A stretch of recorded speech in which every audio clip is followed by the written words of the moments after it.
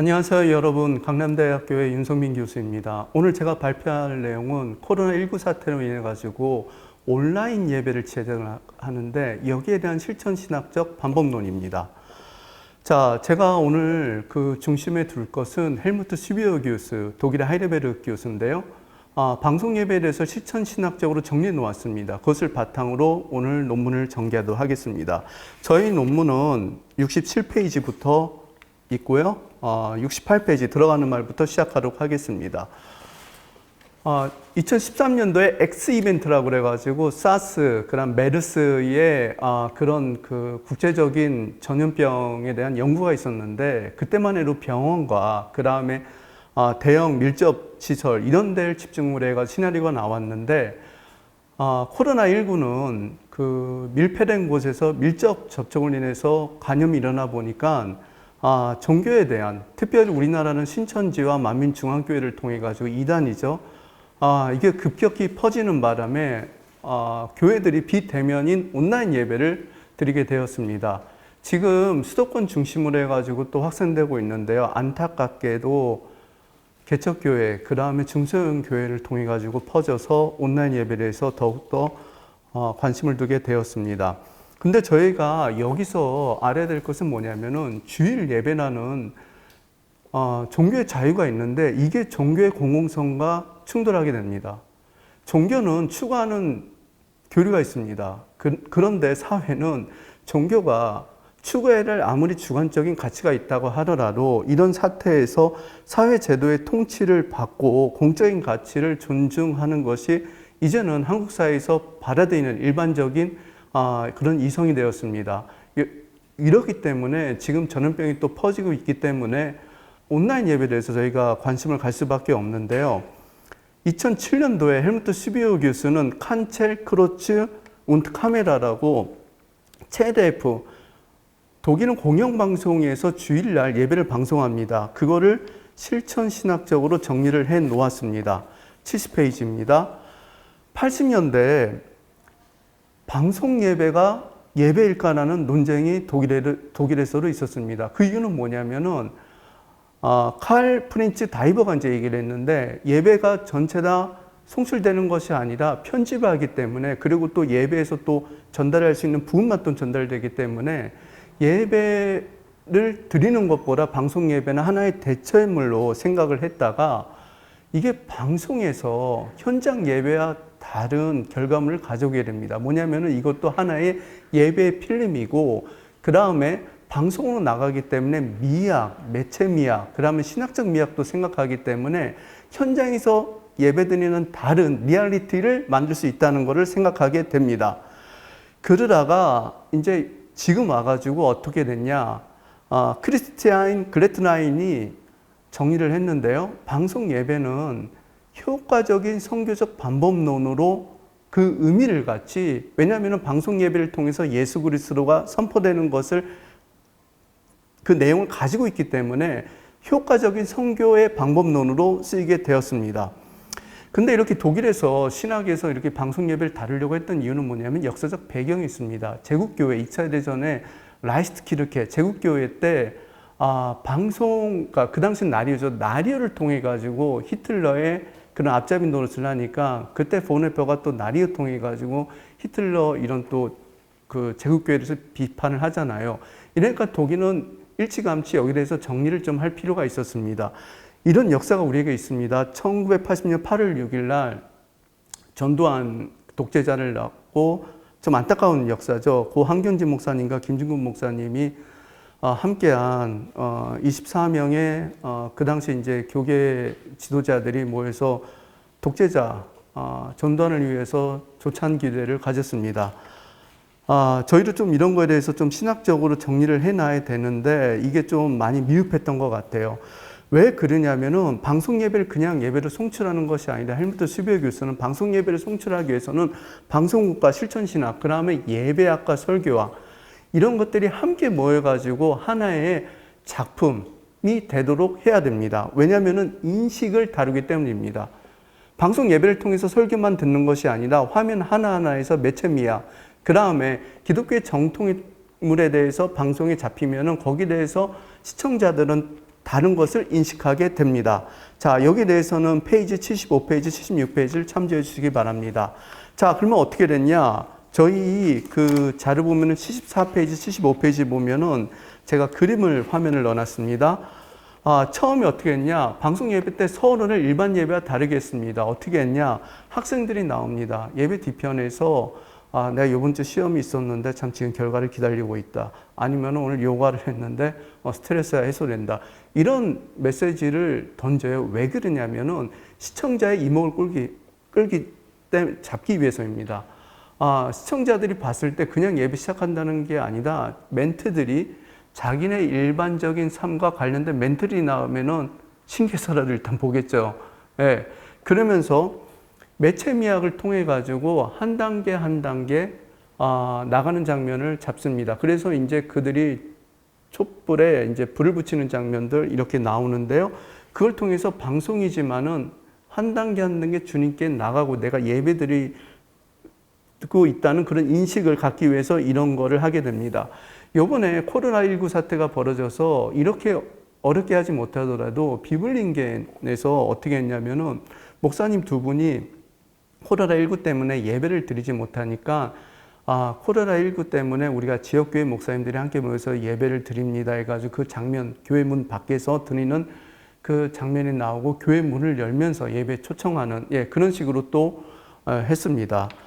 자, 근데 이제 중요한 건 뭐냐면은 헬무트 슈비어 교수는 코로나19 사태 때 그 영상 예배나 아니면은 영상 예배뿐만 아니라 소셜 미디어를 통해서 교회 내부에 대해서 십자가라든가 아니면 스테인스 글라스라든가 아니면 여러 가지 작품에 대해서 비치면서 예배를 인도를 했거든요. 그건 뭐냐면은 설교와 예배를 집나는 그거 외에 장면 하나하나에서 기독교적인 메시지가 전달될 수 있다는 겁니다. 오히려 교회 내부에서 그런 걸 통해서 평신도들이 마음의 평안을 안고 또 교회에 대한 그리움도 생길 수 있다는 겁니다.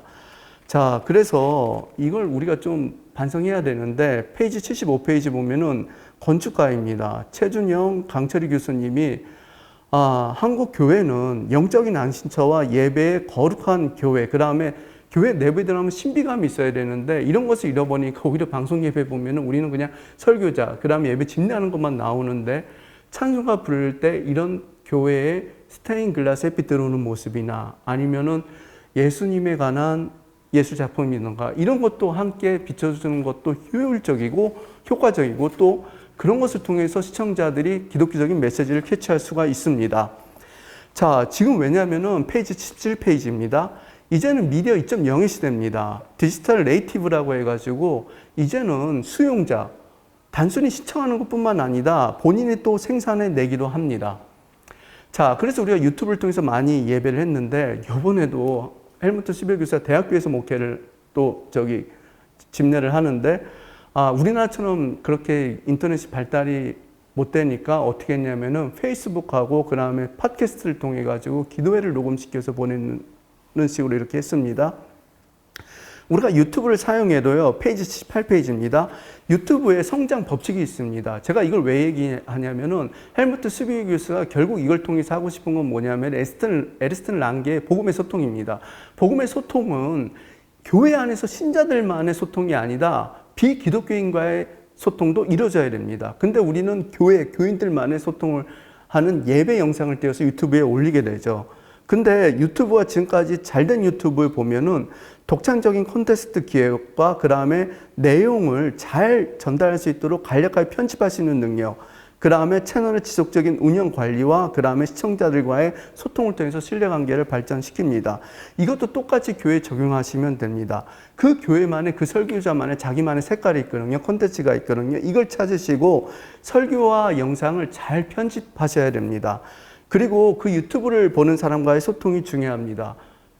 그걸 통해서 평신도들이 은혜 받았다면은 그 평신도의 말과 삶을 통해서 비기독교인과의 커뮤니케이션, 무슨 커뮤니케이션? 복음의 커뮤니케이션이 일어나는 데까지 하는 것이 바로 방송 설교가 우리가 추구해야 할 목표점입니다. 그리고 또 하나가 뭐냐면은 우리는 이제 공익성에 대해서 이제 생각을 해볼 필요가 있습니다. 천주교 방송은 공익성에 대해서 꾸준히 자기 방송을 합니다. 그래서 천주교 신자, 가족, 성취자에 대한 신뢰뿐만 아니라 다른 종교, 그 다음에 비카톨릭 신자들과의 그런 신뢰가 저하되는가, 저하되지 않는가. 그리고 카톨릭 방송을 통해 가지고 소외계층을 봉사하고 후원하는 일이 더 늘어나는가. 그리고 사회적 참여가 늘어나는가. 이걸 꾸준히 제가 검증을 통해서 하는데, 우리 기독교 방송이나 아니면 유튜브에는 이런 점이 미약하고 또 방연되지 않게 무조건 예배만 그 교회 교인들만을 위해서 송출되는 거는 좀 한 번 정도 생각해 볼 필요가 있다고 생각합니다. 왜냐하면은 한국교회 신뢰도가 많이 떨어졌습니다. 2020년, 올해죠? 올해 2월 7일 날 기윤시에서 발표했습니다. 한국교회 신뢰 안 한다가 63.9%입니다. 이제 시장에 나가서 목사라고 하면은, 이제 눈치 봐야 될 시대가 왔습니다. 이때 어떻게 해야 되냐? 한 가지 제가 하고 싶은 건, 추천해드리고 싶은 건 뭐냐면은, 방송 예배 송출하고 마지막 부분에 코로나19 사태 때 교회가 이 일을 통해 가지고 이 전염병을 막고 있고 어려운 이웃을 돕다는 것을 짧게나마 좀 같이 편집해서 보낸 것이 더 효율적일 것 같습니다. 왜냐하면 이번에 코로나19 사태 때 기성교단의 백성교회와 새빛교회에서 그랬죠. 마스크 대란이 일어나니까 마스크를 교회 안에서 제작을 합니다. 교회 안에서 미신기를 돌린 거예요. 한국 사회에 그냥 방송을 타면서 미덕으로 알려줬습니다. 그리고 인천교회 10교회 이준범 목사님 중심으로 해가지고 10교회에서 수요예배를 못 드리니까 마스크와 그 다음에 먹을 걸 가져와서 노숙인들을 섬겼죠. 코로나19 사태 우리가 그 전에 보면은 어떤 설교도 어떤 교회 예배든 한국 사회에 울리지 않았는데, 이 두 가지 모습은 한국 사회의 언론을 통해 가지고 알려졌습니다. 그래서 좀 정리해서 말씀드리겠습니다. 코로나19 사태 때 온라인 예배나 아니면은 영상 예배를 송출할 때 첫 번째, 일반 예배하고는 틀려야 됩니다. 서론 부분이 좀 틀리게 시청자들의 이목을 끌 수 있는, 그게 이제 예배학적으로 해야 되는데, 여기 각주 20번에 헬무트 스베 교수가 방송했던 그 예배를 찾을 수 있도록 제가 써놨습니다. 그걸 한번 보시기 바랍니다. 그렇게 어렵게 안 하더라도 처음 부분은 좀 달려야 될 것 같습니다. 두 번째는 매체 미학, 이런 걸 해서 신학적 미학으로 좀 접근을 하십시오. 교회 내부를 같이 보여주는 거, 거기서 좀 의미 있는 것도 보여주는 것도 상당히 효과적입니다. 세 번째는 주일날 교회 못 나오래도 주중에 좀 주님의 말씀 묵상할 수 있도록 소셜미디어를 함께 사용하는 것이 좋습니다. 그리고 기독교 방송이든 간에 유튜브 방송이든 간에 이제 공익성을 생각하면서 마지막에는 그 주에 교회에서 이런 일로 어려운 이웃을 돕고 그 다음에 코로나19 사태 때 우리가 이런 전염을 막기 위해서 이런 일을 했다는 것도 잠깐 모아서 내보내면 그 부분만 나중에 누가 편집해서 또 유튜브에 올려놓겠죠. 예. 자, 근데 이게 다가 아닙니다. 정근하 박사님이 도쿄 T교회 중심으로 해가지고 이 사이버 예배에 대해서 문제점을 얘기했는데, 한 교회 예지만 우리에게 주는 교훈이 있습니다. 기존 교회와 갈등이 있는 그 신자들이 주일날 홈페이지를 통해서 올려놓은 그런 인터넷 예배를 통해서 예배를 드렸는데, 그러니까 대리만족은 할 수 있어도 결국은 인격적인 만남이 없어가지고 다시 돌아왔다고 합니다. 한 교회 예지만은 우리가 영상 예배 제작하면서 진정한 코이노니아를 잊어서는 안 되겠죠. 자, 결론으로 말씀드리겠습니다. 예수님께서 안식일 날 손 마른 자를 고칩니다. 그때 이제 비난을 받게 되죠. 그때 예수님께서 무엇이라고 말씀하시냐?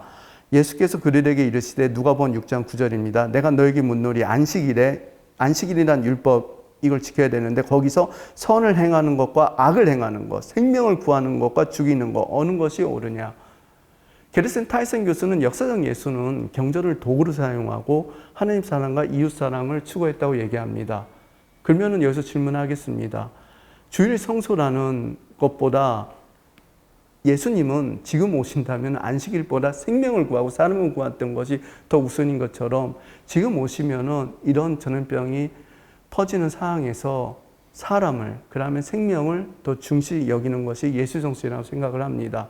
자, 제가 이것을 연구하면서 온라인 예배에 대한 실천신학적인 연구가 적다는 걸 알고 그 방법론도 적다는 걸 알게 됐습니다. 여기에서 한 가지 방법론을 제시합니다. 자, 제가 다 말하지 못한 것은요, 저희 학술지를 좀 참고해 주시고요. 이만 이것으로 마치도록 하겠습니다. 감사합니다. 항상 건강하세요.